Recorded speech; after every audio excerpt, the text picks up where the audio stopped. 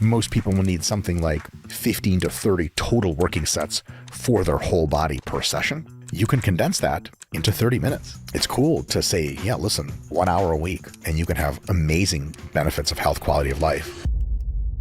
Let's go back to the sort of the person who's listening to us wants to start doing resistance training. They're clinging to what you said a while ago that, hey, I can get some really good results if I'm in the gym 30 minutes twice a week. Tell me what a program looks like. Let's construct the program for, let's start with a young person who actually has been somewhat active throughout their life, but it's mostly been in sports, right? They've just never been a gym rat.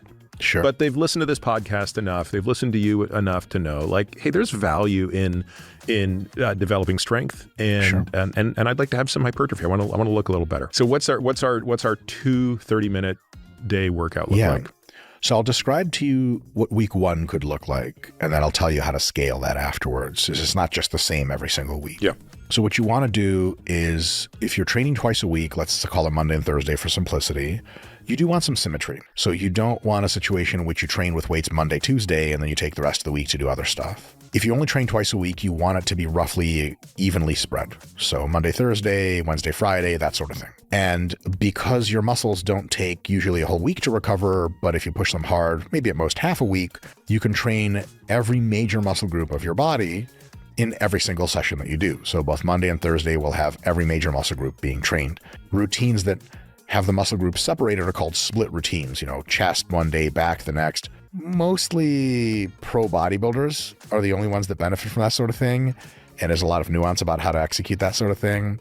So whole body training is probably best for almost everyone who is trying to get the health benefits, longevity benefits, the aesthetic benefits, and so on and so forth. So the next thing you want to do is you want to conserve time, but you want a high degree of effect. And that's going to impose some recommendations on us that do both of those things. One recommendation is to choose lifts, to choose exercises that involve 2 components. One is large muscle masses. You're going to be training muscles like the quadriceps, the glutes, the hamstrings, the musculature of the back, the chest, the shoulders, the arms, etc. And choosing exercises that train those muscles, preferably not just one muscle at a time. So then we're using muscles very efficiently because we're pushing multiple muscles to their limits in one exercise. This is generally going to be compound movements, multi-joint movements, things like pull-ups, pull-down, barbell and dumbbell bent over rows that, for the back at least, engage the forearm flexion muscles, the biceps, etc. They engage actually the muscles of the forearm themselves through your grip. They engage the posterior aspect of your deltoids, the rear delts. They engage almost every muscle in the back, all at the same time. Now you do one set of bicep curls, but I do one set of underhand pull-ups. I got my biceps checked off, and I got 3 other muscles checked off. You just have one. Close grip bench presses, push-ups, overhead presses, upright rows, squats, deadlifts, etc., etc., etc.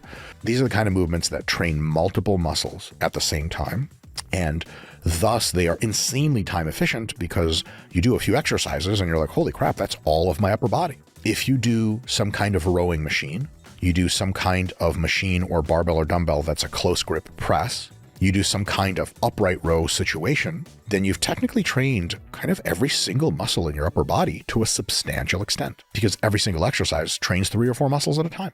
So those are the kind of movements we're going to be leaning into the most. What about for the lower body? Same idea. So besides a deadlift and a squat, RDL. So various stiff-legged deadlift or good morning, RDL is the same category of movement. That trains your entire back. Specifically your spinal erector musculature, which is insanely important for healthy aging. I could talk about that ad nauseum. And then it trains your glutes, and it trains your hamstrings, and it trains your sartorius and parts of your adductors, and it actually trains your calves too.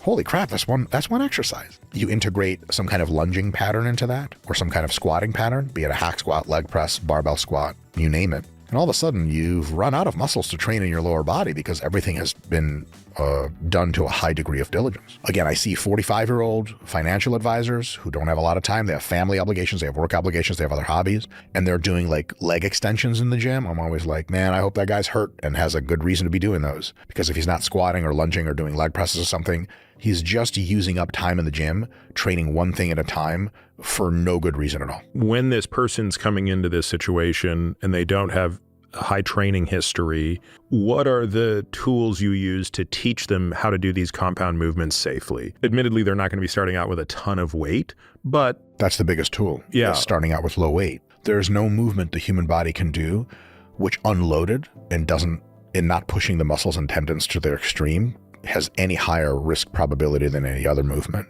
So you can start with a deadlift or a squat that's body weight or less. You can brace your arms on a Smith machine and unload yourself while you squat. That may be where you have to start. You take multiple sets like that are very submaximal. Ideally, you're there with a personal trainer. If not, you can just go to YouTube and type in the name of your exercise and it'll pop up. We have a huge library for free on YouTube. Ideally, you would have a personal trainer because live communication about how to exercise is irreplaceable. But basically, the first time you're ever with someone in a session, all you do is you take them through those movement patterns, fine-tune their technique with lots of encouragement. And you're not seeking perfection, you're just seeking basic competency. Get your heels on the ground, get you squatting all the way down, get your back nice and straight. Listen, that's all we want. And you'll do 3 or 4 of those, what are really warm-up sets, and you'll just kick them out of the gym. 3 or 4 warm-up sets per exercise. It's a teaching session. They never even lifted heavy, they never pushed to failure. But because they're so unaccustomed to lifting, they'll get sore, and it's enough tension and disruption that they will grow muscle. The next time they come in, you work them through a different series of movements, let's call it Monday, Thursday movements. The next week they come in and you do the same workout, except maybe that last set of every movement, after a few technique-oriented sets, you ask them to go for slightly more repetitions, maybe not 5, but now 10. Or you put a little bit of weight on the bar, something that gets them like, ooh, okay, all right, I feel it, this is a challenge. And then over time, slowly every week, you increase the weight a little bit more, a little bit more, a little bit more, until several weeks later, their technique looks real good, which most people can learn really good techniques. It's not that complicated in a few weeks. And now they're like kind of struggling with their weights. After that sort of easing in period, you're now competent at the movements. You feel yourself competent as a member of general gym culture. You don't feel lost. A big part of a problem of getting people to go to gyms and actually stick with it is there's this understanding that people have, which is itself relatable, but inaccurate, that the gym is for people that know things. It's their place. It's for that jacked guy. It's not for me. The thing is, that jacked guy, to paraphrase another comedian, like, he's been in the gym enough. He should take a few days off. You're big. You did it, buddy. The people who really need to be in the gym are the ones who aren't in the gym. There's another twist here for the person that wants to save a lot of time and actually get some cardiovascular benefits as well. You take exercises that are responsible for training muscles that can be paired with other exercises which train muscles that are totally or mostly unrelated. If I do a seated dumbbell shoulder press, I rack those dumbbells, I can walk over and do some goblet squats, and essentially there's almost no muscle overlap. And so I could do some seated dumbbell shoulder presses, put it down, nice hard set, good job, 2 sets left, and I could sit for the average of 1 or 2 minutes and scroll on my phone. But if you're really time conscious and you want extra cardiovascular benefit, what you can do is, as soon as you've finished with one group of muscles, you take 5 or 10 seconds, shake it out, breathe it out, hit the next working set for that paired exercise. While you're doing that exercise, the muscles for the first exercise are actually recovering locally. And so when you're done with exercise, 5 or 10 seconds later, it's set 2 for the first exercise.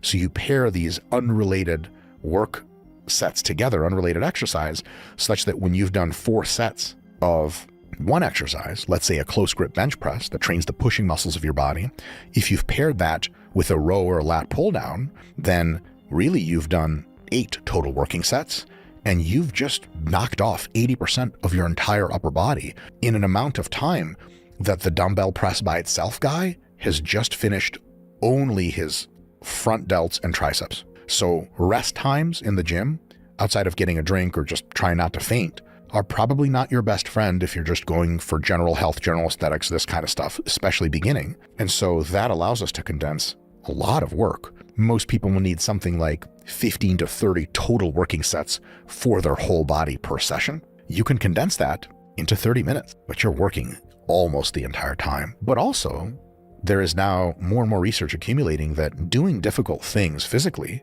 is good for your mental health. You do a 30-minute session of back-to-back-to-back compound free motion or dumbbell or barbell or even machine work and sweat your balls off and huff and puff. The rest of the day seems like a breeze, and the endorphin kick is massive. This kind of resistance exercise has benefits that if we just took one by one time to talk about on this podcast, we could talk about nothing else and do 4 podcasts in a row. That kind of massive benefit.